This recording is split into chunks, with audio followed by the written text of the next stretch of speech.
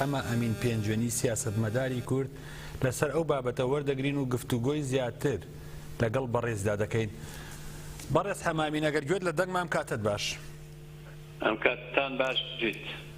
سەبارەت بە قەیرانەکانی باشووری کوردستان، ئایا حکومەتی هەرێمی باشووری کوردستان بۆچی هەنگاوێکی جدی نانێت کە کۆتایی بەم قەیرانانە بێنێت و هاوڵاتیانی باشووری کوردستانیش لەو نەهامەتی ڕزگار بکات؟ هەموو ئەزانین کە باش کوردستان بە قەیرانێکی ئابووری زۆر خراپ و نالەبارە تێپەڕێ. قەیرانی ئابووریەکەش لێوە دەستی پێکرد کە حکوومەتی مەرکەزی موچە و بوجەی هەرێمی کوردستانی بڕی وە شەڕی داعش بەرامبەر بە خەڵکی کوردستان و عێراق شەڕێکی دژوار و ناهەموارە و بە لە عینی وەختیشا کە هەرێمی کوردستان بەشێک لە نەو دەفرۆشێ على ئەساس لەسەر لەو بەشە پارەی کە ئەیفرۆشێ بوجە و موچەی هەرێمی کوردستان و پارەی پرۆژەکان دابین بکە، ئەو نرخی نەوتیش لە جیهان ئەزانین کە دابەزینی بەخۆیە بینیوە.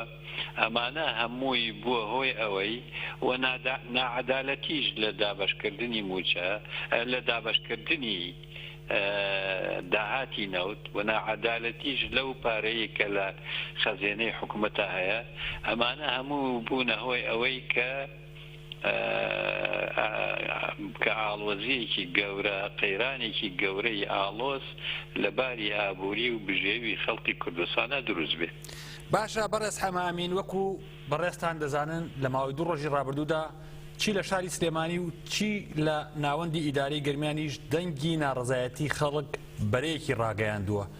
بۆ چوونی جەنابتان سەبارەت بەو بەرەت چی دەبێت؟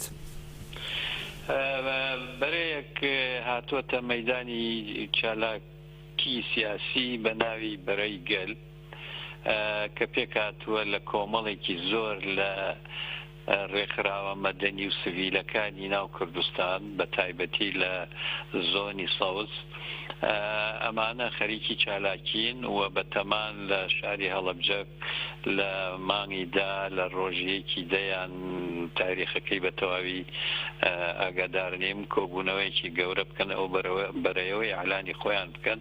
ئەمانەیە ئەیانەوێ ببن بە چالاکوانەی سیاسی بۆ داکۆچیکردن بۆ یەکەم بۆ ئاشتەوایی ناوهێزە سیاسیەکان کە ئێستا ئاڵۆزیەکی سیاسی لە ناوهێزە کوردیەکانە هەیە، دووهەم بۆ باشبوونی بژێوی خەڵکی کوردستان، سێهەم ببنە چالاکوان بتوانن شەقام بجوڵێنن بەرامبەر بە دەسەڵاتی باشووری کوردستان. ئەو بەرەیە ئەڵێن پێک هاتووە، ئەو چاوەڕێی چالاکی ئەو بەرەیەن بزانین چۆنە بێ. باشە بەڕێز حەمامین، من دوایین پرسیارم لە جەنابتان ئەوەیە وەک پەرلەمانتاران و زۆربەی زۆری سیاسەتمەدارانی باشووری کوردستان ئاماژە بەوە دەکەن کە بودجەیەکی بێشومار لە باشووری کوردستاندا هەیە. حکوومەتی هەرێمی کوردستان بۆچی ئەم قەیرانە چارەسەر ناکات کە ئەوەی ڕۆژانە 650 بۆ 700 هزار بەرمیل نەوت دەفرۆشێت و پارەکەی وەردەگرێت، بەڵام هێشتا قەیرانەکان بە چارەسەر نەکراوی ماوەتەوە؟ بێگومان گوێنەدانی دەسەڵاتی باشوور بە ڕێی خەڵک و بەو قسانی کاکرێ هەموو ڕۆژێ لە تەلەڤیزیۆنەکان و لە ڕۆژنامە و لە میدیاکانەوە لەسەر ئەم مەسلەی قسەکرێ، هەتا ئێستا ڕوونکردنەوەیەکی وا مقنیع نەدراوە بە خەڵک کە قەناعەت بکە ئایا ئەمە ڕاستە یا ڕاست نییە، ئایا ئەم پارەیە هەیە یان نییە، ئایا خەزینەی حکوومەت پارەی هەیە یان نییە، ئایا ئەم نەوتە ئەفرۆشرێ پارەکەی بۆ کوێ چێ شەفافیەت لە ڕوونکردنەوەی ئەم مەسەلەیە تا ئێستا نییە.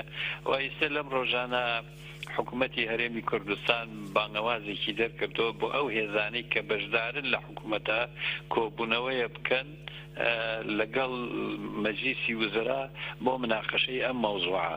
ڕاستە ئەمە هەیە، حکوومەت وا ئەڵێ میلەتیش وا ئەڵێ، ئیتر هیوادارم لەم کۆبوونەوەیە کە بەدەسەوەی بکرێ بگەنە ئەنجامێک. باشە بەڕێز حەمە ئەمین پێنجوێنی سیاسەتمەدار لە باشووری کوردستانەوە زۆر سپاس بۆ بەشداربوون و ئێوارت باش. ئێوارەیەوەش باش.